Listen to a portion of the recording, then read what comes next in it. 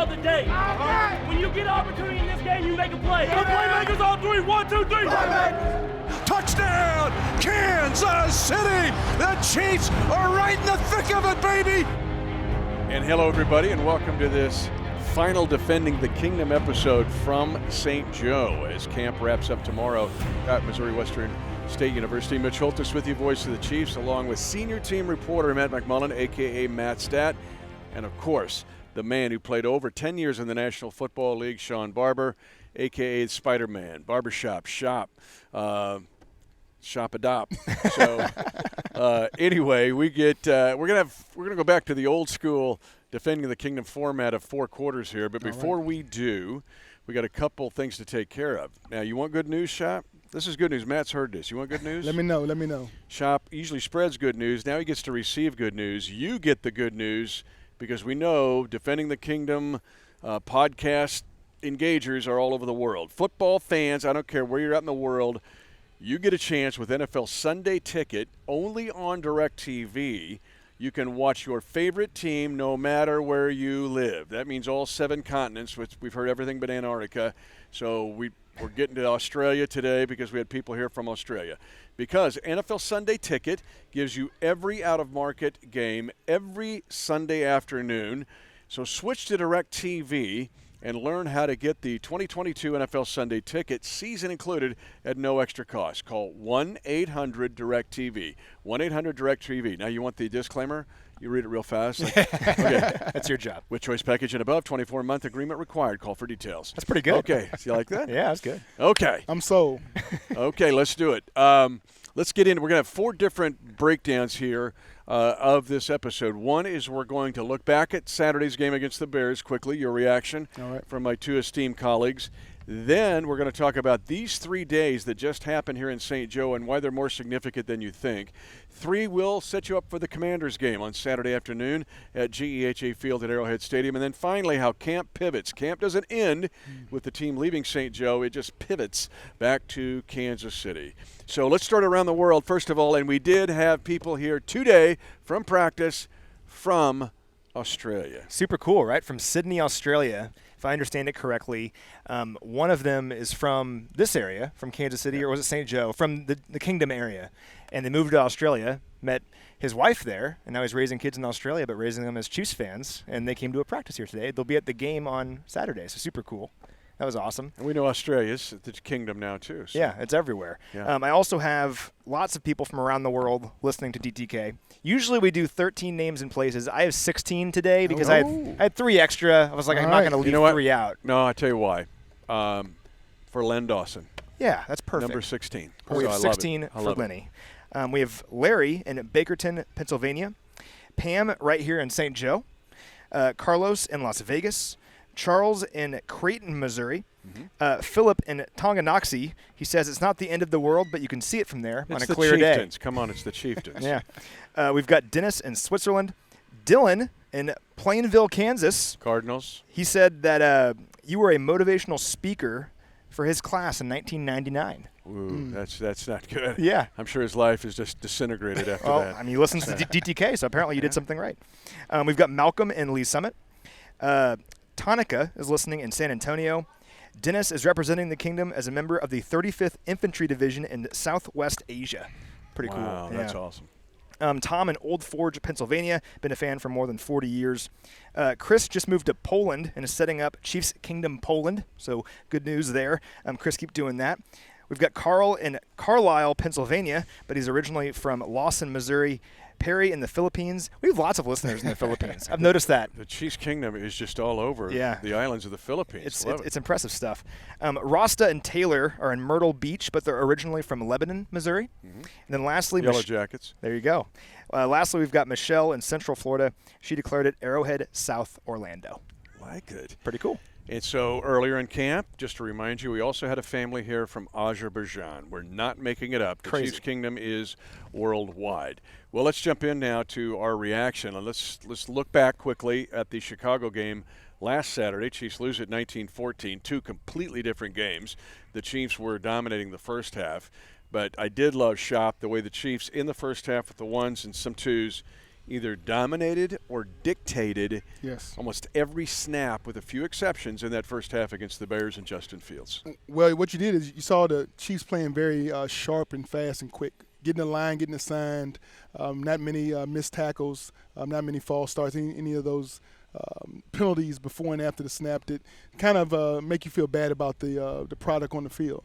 The offense was so efficient, getting down the field, scoring that first drive, and then able to put up another score before halftime to go in up 2 scores is what you believe the team to be, a team that's reckoned, prepared for the playoffs, prepared for this season.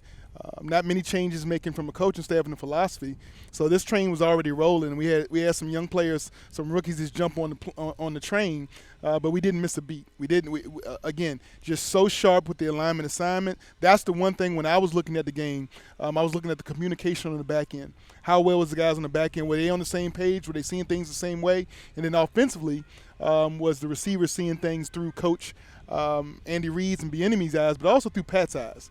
Were the receivers where they were supposed to be, or was Patrick actually having to hold it an extra count or two? And I didn't see any of that. I saw a very efficient offense, and our defense got the job done. Obviously, big plays by the rookie defensive end going there, letting his motor just continue to work to get that sack. And then Chris Jones coming up very big to a play-stopping sack to end the drive. So I saw everything I needed to see on defense and offense. Special teams, we saw a couple wrinkles. I don't know how many of those we want to let out the bag so early in the preseason, but we know we got an emergency kicker if we need it. He probably can punt the ball too if necessary.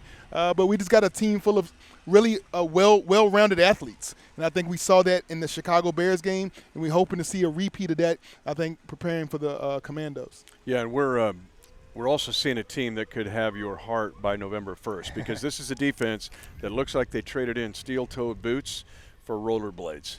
They're just so much faster. Yeah. What we've seen on the field translated to Chicago. What are your thoughts, Matt? Yeah, I mean, it's tough with preseason games, especially the first one, because there's no game planning. But the defense in the first half really couldn't have looked any better, I don't think. If you look at the numbers, I mean, the Bears punted on their first 5 possessions, including 2 3-and-outs.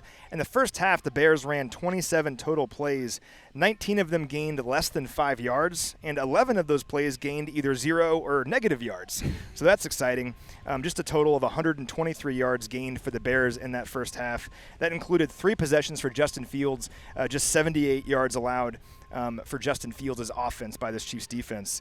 So exciting stuff, I think. Some standouts for me. You mentioned George Karlaftis. Really impressive performance by him.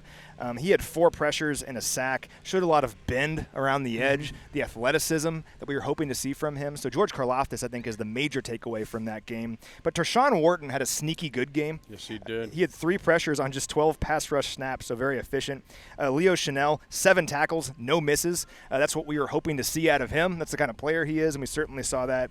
And Chris Jones, we've talked about the intensity and the energy that he's shown throughout this camp, and we're like, let's see if it carries over to the game. I think it did. On the 3rd snap for the Bears, Chris Jones comes blasting through the line and sacks Justin Fields. I'm loving what I'm seeing from Chris. A little injury here today. He has a back and left practice a little bit early with a sore back. But hopefully Chris is okay, but very exciting to see what he did against the Bears. You know, I loved his subtle as I watched the video. He puts Fields in the trash compactor and then just runs off the field like this is what I'm supposed to do. It was awesome to see that little subtle thing. And I'll just tag this as we move to the second item, the tough catches. We all ooh and ah over the 40-yard touchdown. Oh, yeah. There were 8 tough catches in this game, either quick slants, in cuts, or drag your toe. And Justin Watson had 3 of them, got smoked on a couple of them. Sky Moore had 2 of them. MVS, Marquez Valdez-Scantling had 1 of them, and Doris Fountain had 2 of them, and 5 of them were for first downs. That is like something, I don't care if it's a preseason game or it's playing in the park. If you make those catches, that bodes well for the season. Now let's go to our second item, and that is the 3 days we just witnessed here. Tomorrow is Military Appreciation Day as we close out this portion of camp. Matt, I'm going to start with you. Now, I've been around Coach now for 10 years, but I've learned what these 3 days mean. After the first preseason game, he does not let up at all. So the whole first 2 weeks of camp, we called that the ramp-up period. And they had 7 padded practices in 11 days, and it was all about getting out there and playing football again. getting out there in the pads, getting used to the physical contact. They increased the practice duration time over that first week from an hour and a half to eventually 2 hours and 25 minutes. And that's what every padded practice has been since then. So that's the ramp-up period. I think that the time after that first game, when they come back here to St. Joe, is kind of the hang-on period. Because you've ramped up the football activity, you've traveled to a different city, you've gone and played a real game, but now you come back to St. Joe and you're doing this all again. You're in the dorms again. Yes. You're going through the meetings, and you go out there and have a padded practice, and 3 straight padded practices from Monday until today, Wednesday. So that's tough. That's tough on your body. It's tough mentally.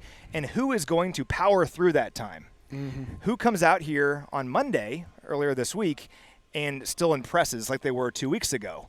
And that's what the coaches are trying to figure out right now. One interesting thing is Coach Spagnuolo talked about how on Tuesday he was not impressed with the defense on Monday. He didn't like how they looked. He challenged them that night to say, hey, this is the time you have to impress. This is the time you have to go out there and really give it your all. And he said that they were pretty good on Tuesday. So hopefully he continues to see that over the next several days. But I think this is the hang-on period where, yeah, you went out there in Chicago. Maybe you had a good game, but then you have to come back here and keep doing Groundhog Day where you're coming out here in pads and impressing. And that's where we're going to see who's going to make this team on the bottom end of that roster, who can power through this time. Yeah, and I think the defense was better than good. The pick 6 by Justin Reed comes to mind. Big-time play today by Trent McDuffie, just ripping it out. Yeah. Clyde Edwards and Brand, and the whole defensive sideline erupts. These 3 days, now you've helped coach in this camp before. You know what these 3 days are like. The guys seem to have handled it. Maybe the weather gave us a break because the weather was awesome these 3 days.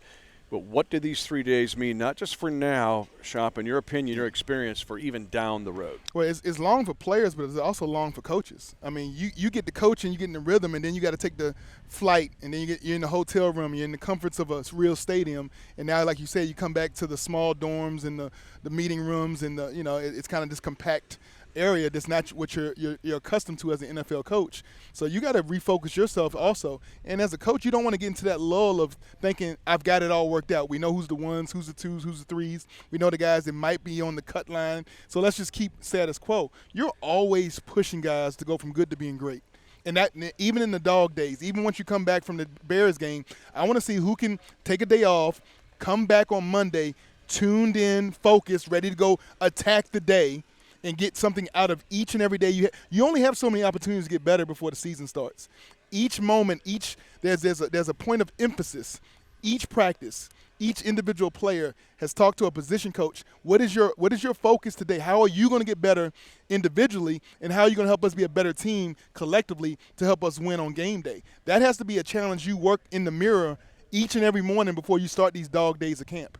And whoever can get it done, especially in this atmosphere right now, like you said, after hitting the other team, the opponents, dragging them to the ground, you haven't had a chance to do that all summer long. You get a taste of that.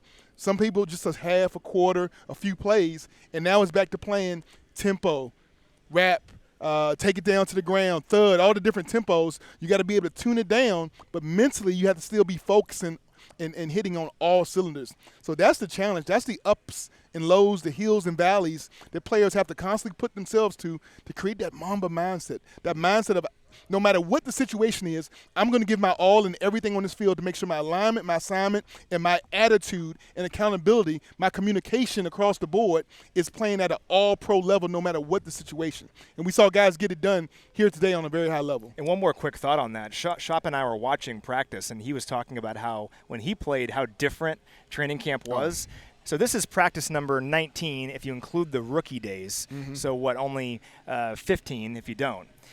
That's a lot of practices, but back in your day, you were practicing like 35 times in 20 days. Double that number. Pads, yeah, double in that. pads, Double 2 that days. number. He walked up hills to school both ways. But the point is that smoke. back then you had more time to prepare, right? You had more practice time to prepare. The way the rules are now is you have to maximize every single day, truly, because you already don't have a lot of time. So when you come back from Chicago and you have a couple of padded practices in a row, yeah, it's tough. But Coach Reed is the master of this. He is maximizing every single day. And I can't say that for every coach around the league. One observation before we move on. Anthony Sherman, recently retired fullback, came on Monday. He said, "Why do you think I'm here today?"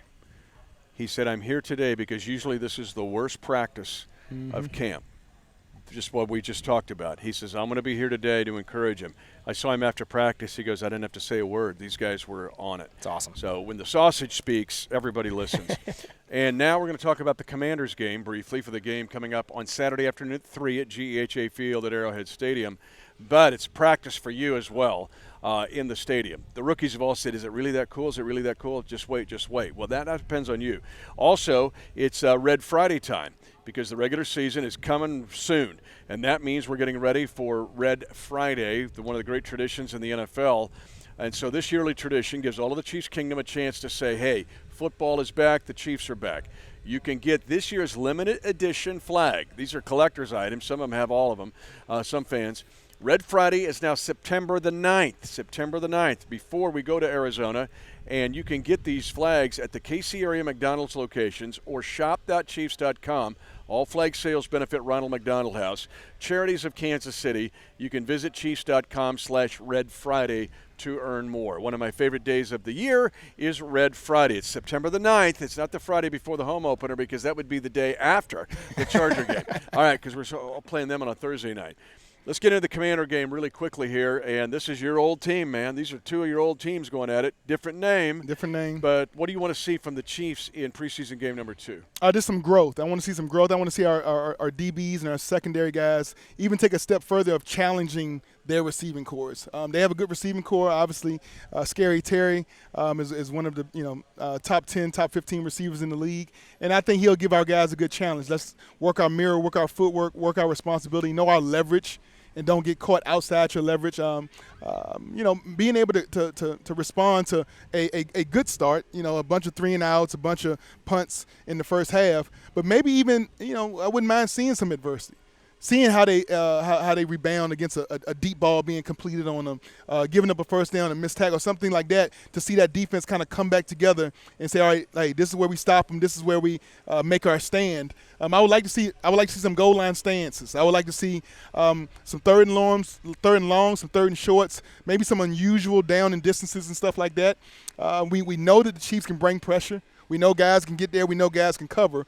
So maybe even dialing the back and seeing just some basic cover 2, cover 1, some orbits, watching the safeties rock and roll, get back to some basic fundamental stuff, get some reps under our belt. Let's see a long 13-play drive. I want to see our guys kind of get tested a little bit before the regular season starts. So I know that's something that our fans don't want to see, because that means the other team is getting first downs. But there's nothing wrong with going through that right now, so you can get your win and get accustomed to it, get acclimated to those long drives, because during the season you're going to see some long drives. So I would like to see that in preseason game number 2. So Terry McLaurin, we've talked about this. I think he's one of the more underrated receivers in the league. They have Jahan Dotson now. Yeah. They picked up, who is lightning fast and more like a McCole Hardman type receiver. All right, Matt, what do you want to see in this game against the Commanders? Well, a couple things. I'd like to see the run game get going a little bit.